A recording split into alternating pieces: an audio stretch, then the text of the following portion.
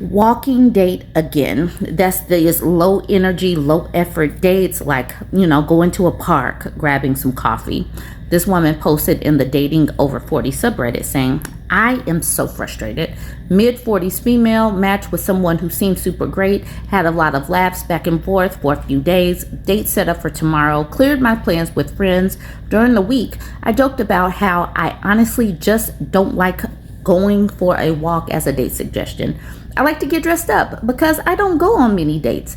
He replied this morning with, how about a walk Saturday morning? Public park, pavement, so you can wear heels. The date was supposed to be Friday evening. I just cannot do this anymore. What's the point of this? Like, I understand he's probably married at this point, but it's such an unfair thing to other men out there because you just give up after a while of this behavior. But it also goes to show the whole lack of communication. She said, I just don't like going for a walk as a date suggestion. And the next day he's like, I have an idea. Let's go for a walk. And what woman is wanting to walk on pavement in heels? Like, that just sounds, oh my gosh, you going on a walking date? Like, even if you wanted to go on a walking date, I would like to wear Nikes. I want to wear some kind of sneakers because why am I going to hurt my feet? Why am I even getting dressed up to go on one of these low effort dates? I don't get this, but I know some people like it. Some people want to get dressed up and go do one of these low effort dates. And a lot of the time, these men are doing these because they want to stay cheap as possible so that they can meet up with as many women as possible. That's the bottom line to it. So, like a woman going all out, putting on something cute, putting on some makeup, putting on some heels, and then grabbing a coffee. Going for a walk in some heels. That sounds ridiculous, but it's not me. It's not some people like it. Rocket Girl says, had this happen a few months ago. A friend of a friend tried to set me up with his friend. At this point, I've never met the guy or even seen his picture. He wanted to meet for a date during the week. He gave me options. 1, kayaking, or meet for a beer somewhere low-key. I chose to meet for a beer. I said I have to get up early for work, and kayaking seemed like it would be really involved for a work night date. A week goes by and date night is coming up. He reaches out again and said, hey, let's go kayaking. We can put in at Z and take out at the X bar and have a beer after. I said no. I'd really prefer to just have a drink and meet since it's a first date. He asked where. I gave him a low-key place near my house that is quiet and nice for chatting.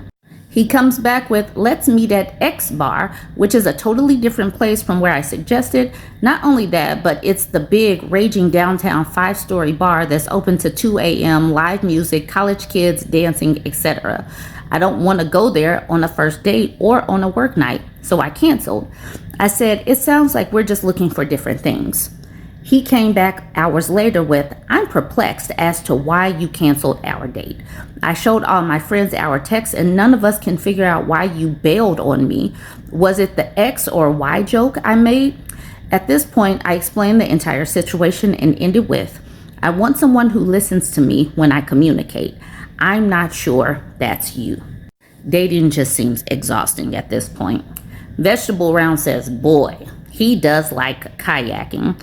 And then additional line says, he needs to find a gal who loves kayaking as much as he does. LOL. Kayaking in the middle of the week, knowing that the person has to go to work the next day. Obviously, he must have some kind of really flexible job or something like that. Why would you even suggest this? Someone who doesn't listen. That's who. Satan's Little Princess says, yeah, now.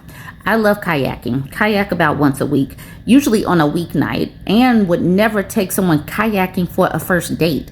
I have to trust their judgment so I don't worry we're going to die, and their attitude so I don't worry they're going to be a D and make an otherwise nice time on the water miserable by like competing with me or splashing me on purpose or just being a D.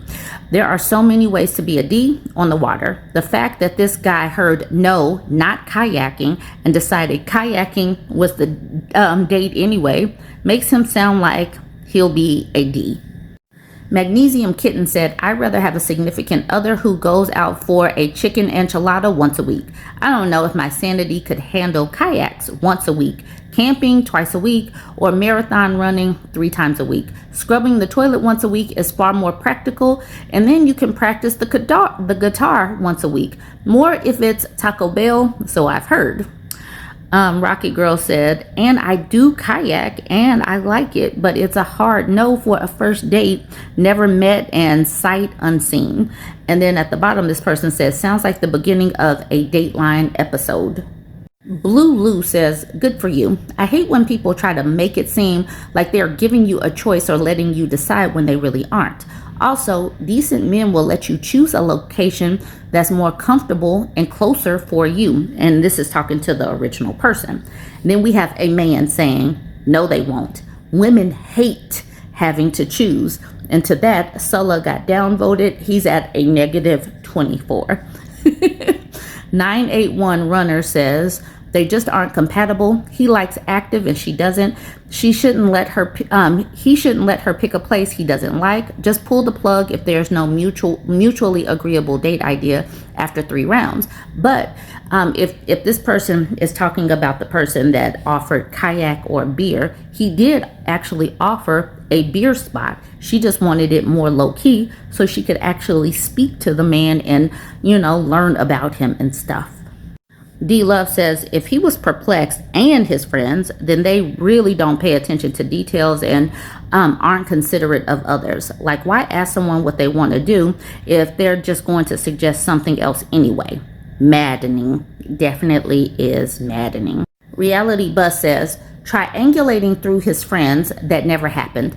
This guy is a toxic manipulator. Glad you bailed on this loser. And here's the OP saying, I hate that we're all living this hellscape. I would be very shocked if this man showed his friends the text exchange and they were confused why he wasn't on a date tomorrow night. Although he probably will be, that's the point, just not with me. Rising Thermal says, it sucks dealing with people like that, but honestly, he's giving so many gifts to her by bearing his yellow flags so shamelessly and obliviously. I totally believe he showed his friends. It would make sense that he chooses to surround himself with people as inconsiderate as he is. I would also be second guessing the mutual friends who arranged this at this point. Apostate X says, did he ever respond that he understood the explanation you gave as to why you canceled the date? Or did you just block delete as soon as you sent it? I get the impression when you said you wanted to get dressed up, he interpreted that to mean fancy, expensive, and was trying to do a cheap date while still giving you the opportunity to get dressed up. His way of solutioning that problem was so absurd. I'm glad you canceled so quickly and cleanly. Honestly, anybody who moves the goalposts like this on a first date probably isn't married or able to maintain relationships for very long. Yikes. Here's the OP saying, yes, after some of the comments here, I sent him a text and clarified that he wanted this walk on Saturday, not the date tomorrow. He said he doesn't want to drive after work. He finishes at 2:30 p.m. to me. I'm an hour away in New York. He's in New Jersey. I don't know if he's looking for a guarantee that he wouldn't have to drive home or whatever, but I told them this is really baffling behavior. It was nice to meet him, and that was the end of it. Dude is lazy. He wants to be low effort. And like someone suggested, he probably could just be married and then trying to adjust or juggle times because his wife might have called on or needed him or something. And he needs to just go for a walk. And it has to be close to him because he needs to be able to jump and go home when necessary. But these low effort dates, getting dressed up, putting on your good lip gloss, spraying any of your good perfume for these people just at this particular juncture with the effort that they're putting in. They put more effort into setting up their fantasy football league than they do to meet you and try to see if you're a good match or anything. Please know and understand that they will put energy, time, and effort into what they wanted to do. It's just not be a considerate person to date. Let me know what you think of this one. We have another guy in his find out season, and he is going to end up in the old man Mojo Dojo Casa house. He's going to end up with nobody wanting to talk to him. He posted in the divorce subreddit saying, "Things blew up in marriage." But before I get to this, because this is the final chapter in his marriage, let's look at some of his other posts. Here he is in the marriage subreddit 7 months ago. He says, dealing with a relationship that feels stagnant, a personal struggle. He says, I've been married to my wife for 10 years now, and for the most part, things have been relatively smooth. We have 3 kids, one who's 18, another who's 16, and the youngest is 8. The older 2 are his stepchildren.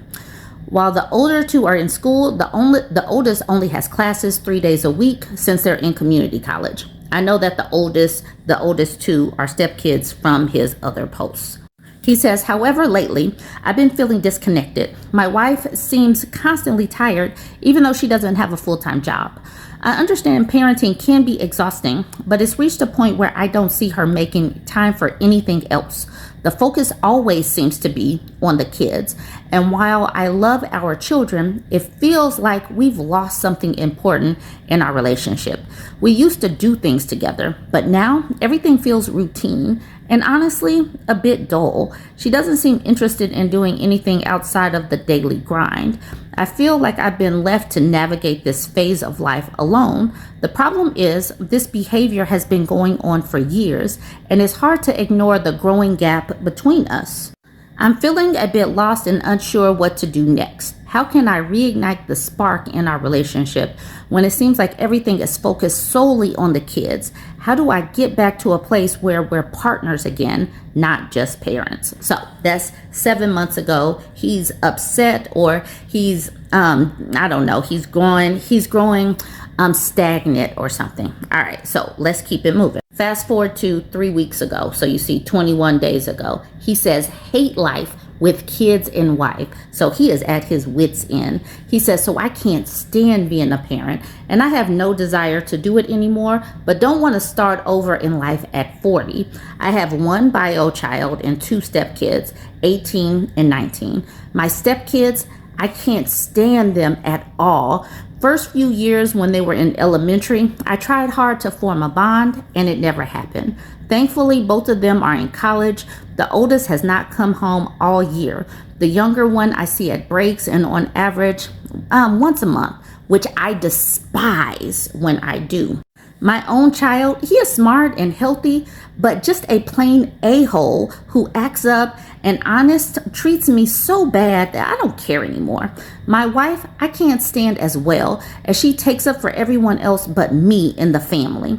We still have relations, but even that's becoming just something else on the calendar, as I don't love her anymore or really want to be with her. If our finances and home were not so tied together, I would run away, and I still just might.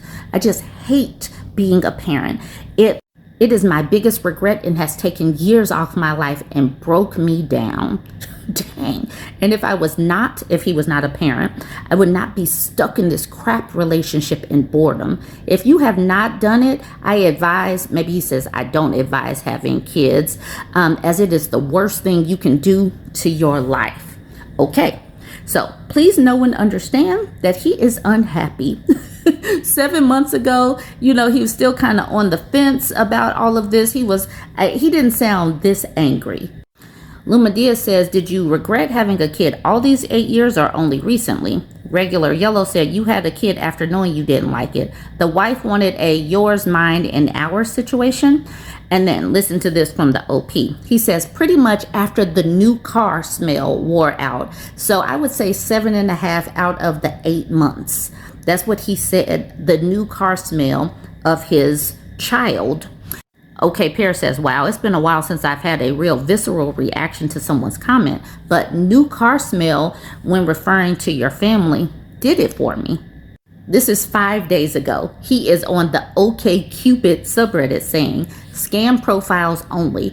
After 2 days of OkCupid premium, nothing but scams, not a real woman or connection. I'm going to cancel my subscription and request a refund, but I'm not hopeful due to their ridiculous refund policy. Don't waste your money on here, is my opinion. Commercial Event says, are you not the dude complaining about your wife and kids on different forums? Gross. And then the OP says, yeah, we split up recently. Copper Unit says, you don't give your time between relationships to contemplate how to do better next time? Half the length of the relationship, or 6 months, whichever is shorter, is a good rule of thumb. The OP says, 10 years in almost. I'm ready to mingle. Now let's come into the most recent post. Things blew up in marriage. My wife ended our relationship, and I'm honestly still trying to process everything. I'll admit I struggled with the role of being both a parent and a step-parent, especially kids that were not mine is a mind F. But the way everything unfolded has been extremely hard. She filed a 50B order against me, even though nothing physical ever happened. A 50B is a restraining order, I believe. I'm preparing to address it in court because I want my name cleared, even if the relationship itself is clearly over. When the order was issued, I had to leave the home immediately. Deputies gave me about 15 minutes to grab what I could. When I later came back with the police escort, all my belongings had already been packed up. I wasn't allowed to talk to my son. Even though parenthood has been difficult for me, I do care about him and tried my best for years. Right now, I'm dealing with a mix of sadness, frustration, and confusion. I was already hurt and overwhelmed before things fell apart, but I was still trying to hold the family together. I've never been through anything like this. A breakup, custody issues, divorce, and now accusations that aren't true. And I'm just trying to figure out how to get through it. Have an attorney lined up, and she feels secure on charges being dismissed, but also feels like it's going to be a battle ahead from paperwork and my onions. And my onions I share on, what is that? Hold on. Battle ahead from my paperwork and my options. He meant my options. I shared on my wife background and personality, but it sucks waiting and no updates as waiting to go to court at this phase. Any support, advice, experience from people who have been through something similar would really mean a lot. So he's not as about it. She kicked him out. He did not want to be there. He said, I hate my wife and kids. He hates them. And now he's sitting up here like aggrieved or something. This is a weird turnabout, especially since we could see his post history.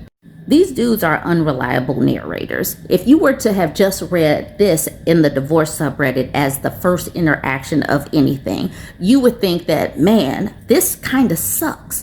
But you can tell if you go through his post history, he was actively checked out. She was doing too much. That's the reason why she was tired. So you can see that things kind of fell apart and he has been hateful and aggrieved and smoldering. But this person, Every Man Justice, he probably didn't go through his post history. So Every Man Justice says that's a brutal mix to deal with all at once. Anyone would feel shaken after being removed from the home like that, especially with accusations you know aren't true. The waiting is honestly the worst part because you feel stuck with no control. It's good you've already got an attorney lined up because that takes a lot of fear out of the unknown. For now, just focus on keeping yourself steady day to day. You're not the only one who's been hit with a 50B in the middle of a breakup and had it all fall apart later. You'll get through it even if it feels messy right now. Then the OP says, yeah, for sure. And I want more info from my attorney, but she says pretty much got to do the hearing, get it thrown out, get basic parental rights installed, and then go for custody, divorce, etc. Basically spend a crap ton of money. Someone's comment got removed by the moderator. The OP answers, though. The courts will 99% give us joint custody. Just because my kids and family irritated me and I vent on here doesn't mean I'm a bad person and don't love and care for him, and even her for that matter. And then New Shoes for the Win says, that's all you're worried about? Money? Save yourself the hassle and leave them alone. He says tens of thousands of dollars is no joke at $500 per billable hour. Of course, it's not all I care about. I want to see my son and spend time with him and raise him. And then New Shoes for the Win says, the son you called an a-hole, the 8-year-old son, he's better off without seeing you. Liv Point Hillo says, just give it up, man. Give your kid a chance at being happy and pay child support and disappear.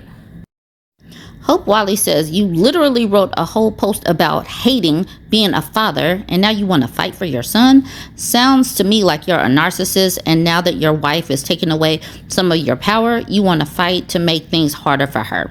The OP says, it's opposite. She wants control and is the main reason for it all, and why I had those feelings, to be honest with you.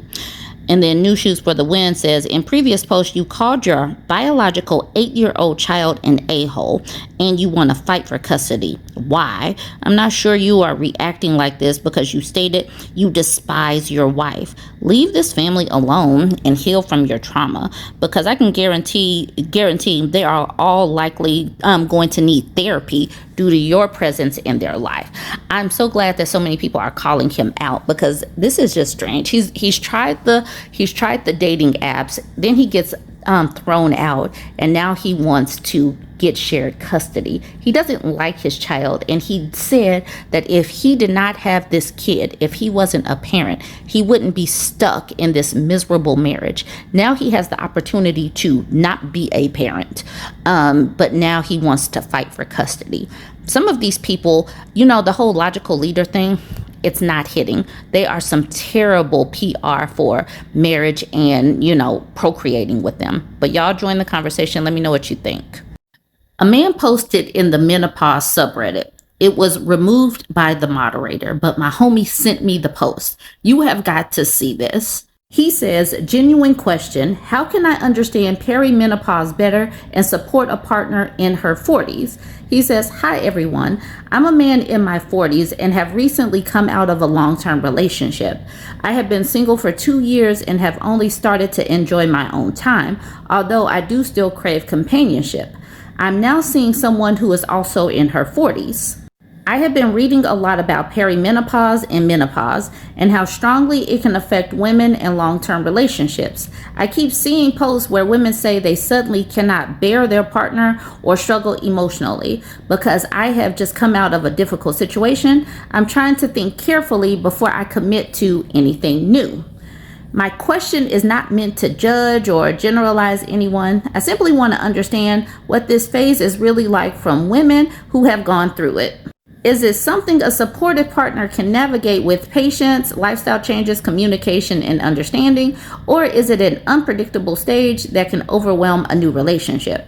I am also wondering if it makes sense to continue dating someone in this age range and learn how to support her through perimenopause, or listen to this, or would it be more practical to wait to date someone younger? No hate, please. I genuinely do not want to hurt anyone or enter into something I am not prepared for. So date someone younger, okay, bet. Eventually, we all go through stages in life. This is a wild question to me.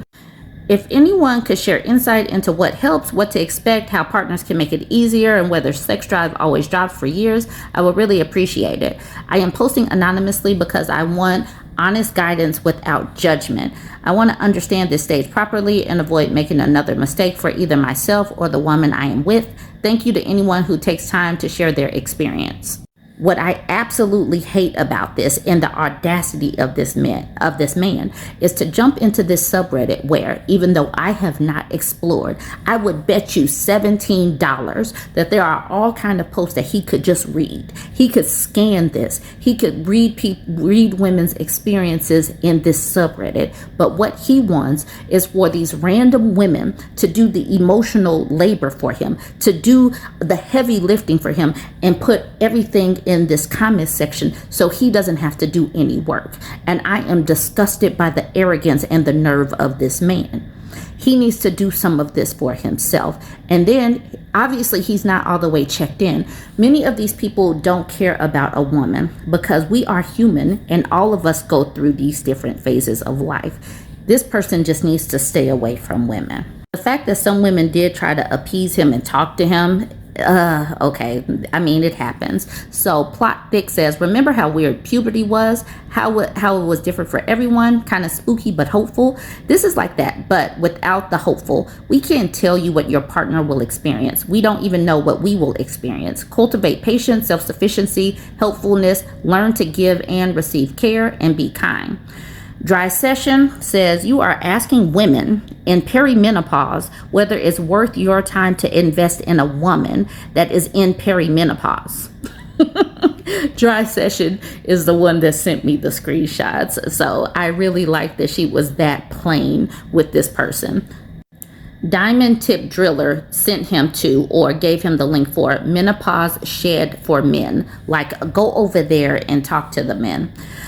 Faith says, well, this is the weirdest post I've seen today, and that's saying something. People in peri don't turn into completely different humans. There can be some stresses involved, just like there are in other stages of life, and they are manageable stresses. Do you avoid women in their reproductive years entirely because they might get PMS? Do you avoid people who might have any sort of stress in their lives in case they might show symptoms of stress while in your relationship?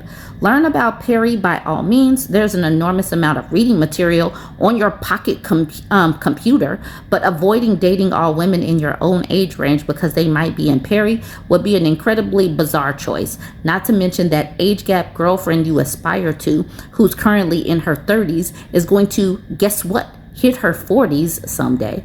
Personally, I had no peri symptoms until well into my 50s, and I had no biological symptoms at all.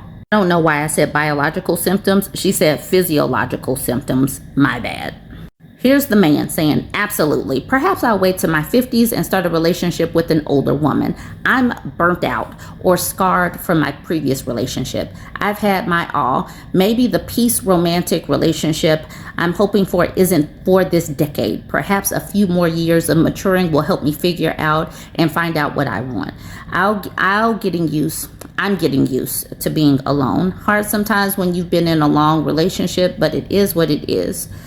M the Loud says, read this sub's wiki. It's concise and informative.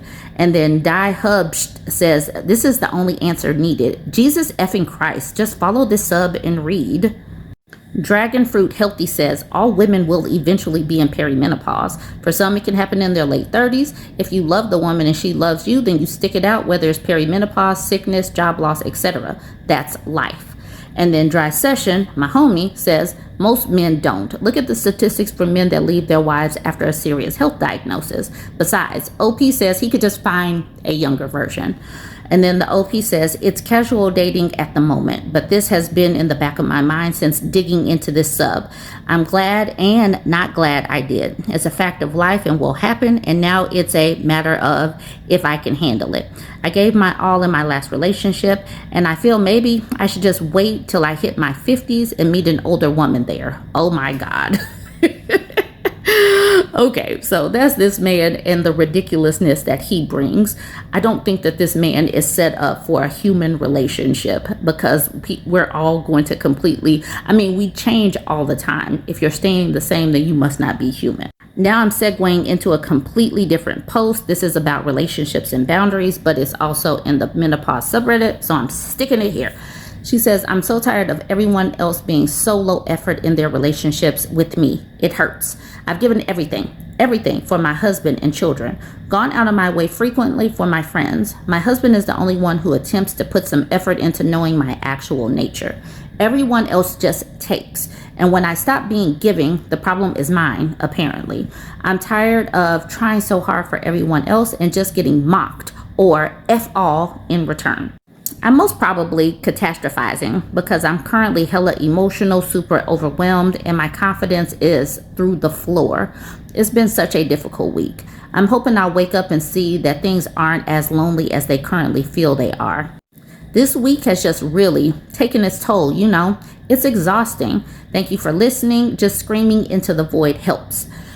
I do these types of posts, because I want women to know and understand that right now, whatever stage of life you're in right now, stop giving to the point that you are running out for yourself.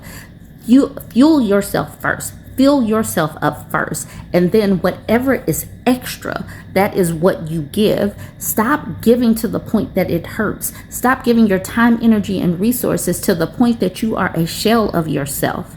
People get used to taking because you just keep giving. Stop doing that. Learn some boundaries now. If you are young, learn boundaries early. If you are older, learn boundaries right now so that you can live and have some kind of energy to spend the rest of your life doing some things for yourself. This is another reason why I continue to say stop, and I might not have said this in a while, but stop making being a wife and a mother your whole personality. You need to have a life outside of that. And this is the reason why. All right, y'all, I'm going to end it there. I just wanted y'all to see that because we do need to continue to talk about boundaries, and I'm going to hit on it all the time because you do not want to be drained and be a husk of yourself. And by the time you look back on the last 10, 20, 30 years and you have nothing to show for it except, being haggard and being stressed and being tired and unhealthy, that is not a good way to live. All right, y'all, let me know what you think about these two posts. Don't forget to like, comment, share. I'm pushing towards 100,000 over on YouTube, so go ahead and follow me. Welcome to the Mojo Dojo Casa House Luxury Complex, where accountability is no longer optional, it's interior design. Introducing the 10-second accountability booth. A handcrafted mahogany confession chamber designed for men who have never once admitted they were wrong, until now. Before you call your kids, your ex, or the woman who finally blocked you, step inside and record a 10-second justification for why you deserve their time. A glowing "apologize properly" sign will guide you, and if you start lying, don't worry, the booth knows. The lights get brighter. Because here, healing isn't just encouraged, it's mandatory. Or at least 10 seconds of it is.